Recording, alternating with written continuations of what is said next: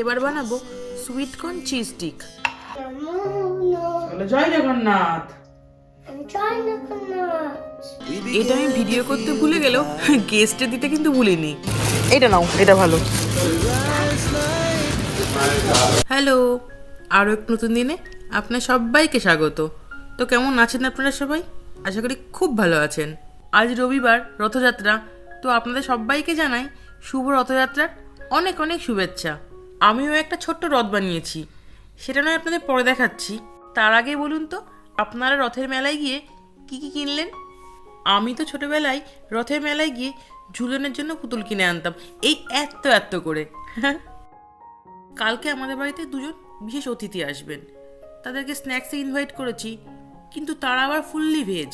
দেখবেন এই non veg আইটেমগুলো খুব সহজে বানিয়ে নেওয়া যায়, কিন্তু অনেক সময় হয় কি, ভেজ আইটেম বানাতে গেলে কি বানাবো না বানাবো সেই নিয়ে চিন্তায় মাথায় হাত পড়ে যায়। তো আজকে ভাবছি আমি ওনাদের জন্য কি কি আইটেম বানাচ্ছি তার রেসিপিগুলো আপনার সঙ্গে শেয়ার করব।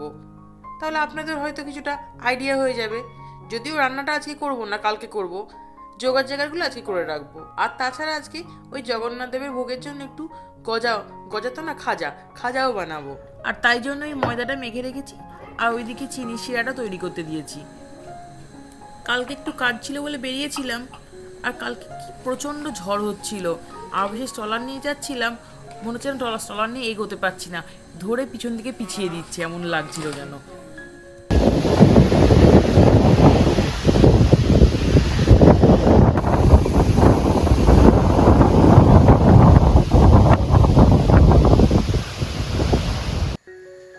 দেখলেন কাণ্ডটা?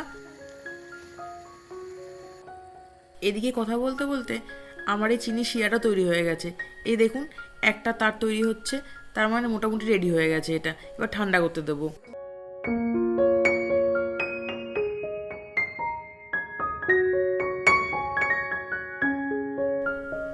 কালকে ঝড়ে দেখুন পাতা পড়ে কি কাণ্ডটাই না হয়েছে, আবার পরিষ্কার করতে হবে আমাকে।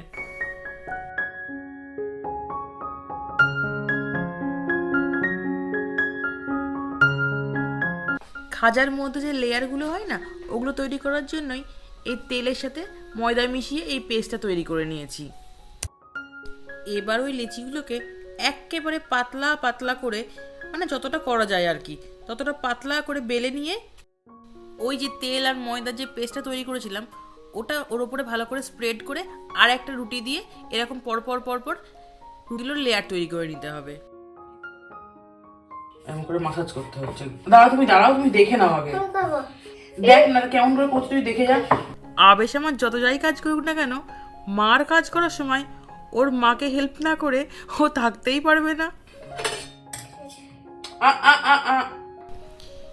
এবার এই যেটা তৈরি করলাম ওটাকে রোল করে গোল গোল করে ছোট ছোট করে কেটে নিতে হবে, আর তারপরে হালকা হাতে একটু বেলে নিতে হবে।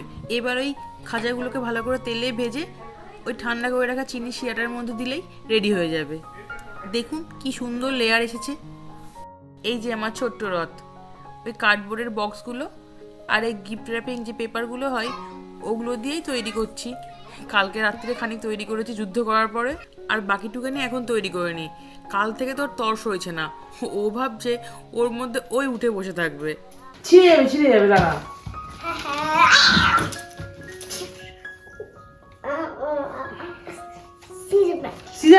বাবা সরে যাও, সরো। রথ তো করেছি, কিন্তু চাকা তৈরি করতে পারিনি।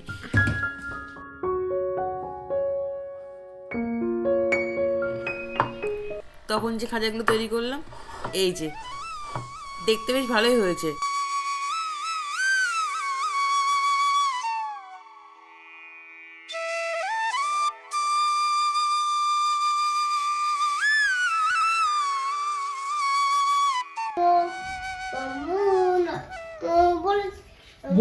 মুখে বললে হয়, এরকম করে নম করতে হয়।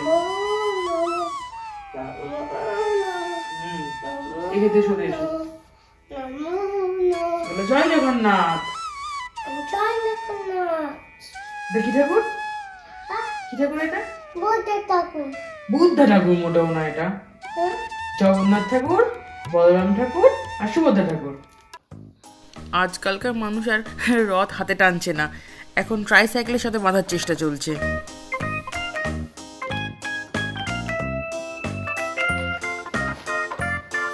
হায় ভগবান, ওরম করে কোনোদিন হয় বল? ওটা হাত দিয়ে টানতে হয়, রথর সময় হাত দিয়ে টানতে হয়। Good morning. আজকে সোমবার সকাল। কালকে আর ভিডিওটা কন্টিনিউ করা হয়নি। কালকে এত ল্যাদ লাগছিল। এমন দেখবেন কিছু কিছু দিন হয় যেদিনকে কাজ করতে আর ইচ্ছেই করে না, যতই যা কাজ থাকুক না কেন করে। কালকেও ঠিক আমার সেরকমই হয়েছিল।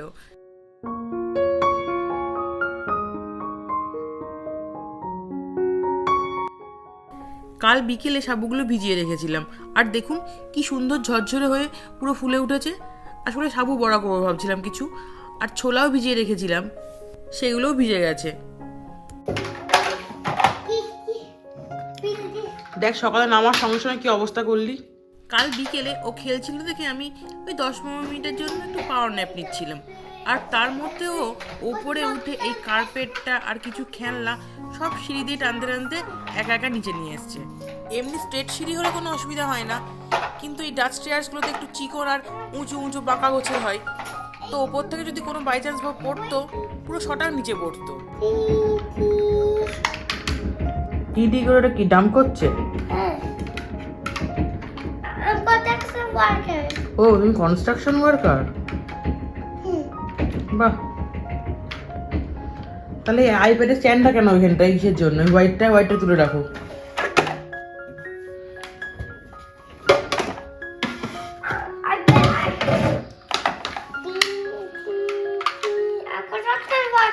বাহ, কনস্ট্রাকশন কথাটা, কনস্ট্রাকশন বল, আগে বল কনস্ট্রাকশন, স্ট্রাকশন। হ্যাঁ, বাহ, কাজ করো। ঠিক আছে, তোমার ব্রেকফাস্ট আমি তৈরি করে দিচ্ছি। দুদিন ধরে যা ঝড় বৃষ্টি হলো, আজকে রোদ উঠেছে একটু ভালোই দেখছি। মনে হচ্ছে আজকে ওয়েদারটা ভালোই যাবে।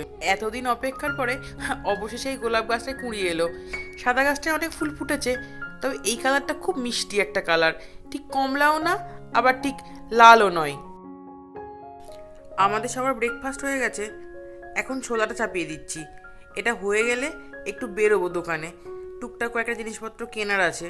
এই ছোলা সেদ্ধর সাথে আমার একটা নস্টালজিয়া জড়িত আছে। আসলে আমরা যখন কল্যাণীর থেকে ক্লাস করে বাড়ি ফিরতাম, ওই দৌড়ে দৌড়ে ট্রেন ধরতাম লালগড় লোকালটা, আর তখন পেটে থাকতো চরম খিদে, আর সেই খিদের মুখে একটা কাকু ছিল, ছোলা বিক্রি করতো। ওই শুধু সেদ্ধ ছোলা, লঙ্কা সেদ্ধ, আর তার উপর নুন আর লেবু ছড়িয়ে দিত। সেটাই সেই সময় খিদের মুখে অমৃত লাগতো। এখন সেই দিনগুলো খুব মিস করি।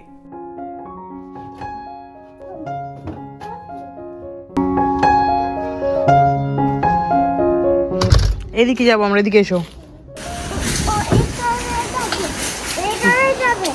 বলতো শোনা, এটা কি কার? BMW। আর দিও না বাবা, লোকের কার ওটা। এটা কি বল? ফোর্ড। বাহ। আর এইটা? এটা স্কোডা না, মার্সিডিজ বেঞ্জ। চলো চলো, যাবে আস্তে আস্তে, বি কেয়ারফুল। এদিকে এসো, ফ্রুটস নেবো, এদিকে এসো। অ্যাপেল তোলো। ওই না, এই যে এই প্যাকেটগুলো তোলো। এইগুলো অনেক আছে, দেখ, এগুলো মিনি।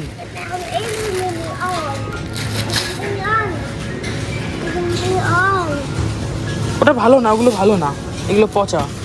এইগুলো নেবো আমরা। ছেড়ে নেওয়া হয়ে গেছে। এই দেখ, অন্য ফ্রুটস নিবি, চল। আর নেবো হচ্ছে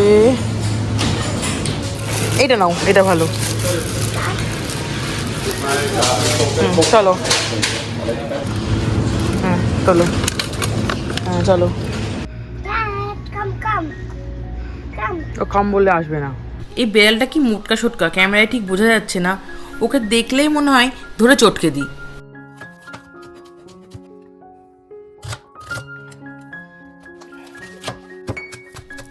এসে মোটামুটি সব কাটাকাটি করে নিয়েছি।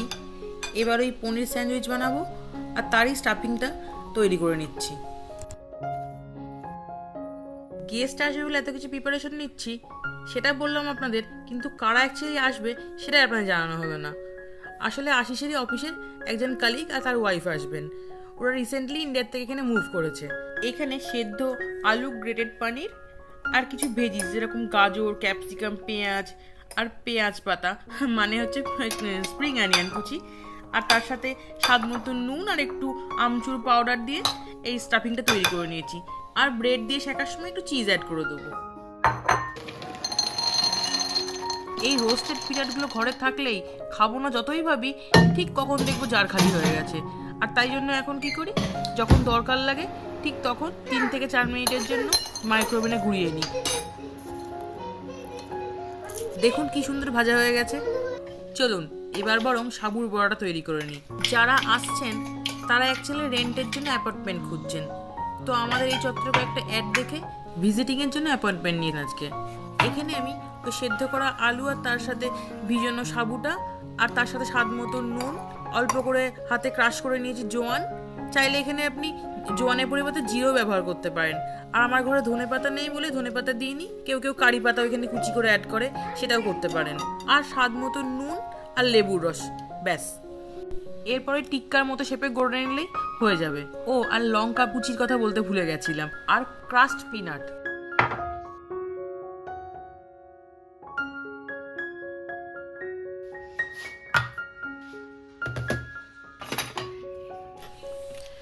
আর এবার বানাবো সুইট কর্ন চিজ স্টিক।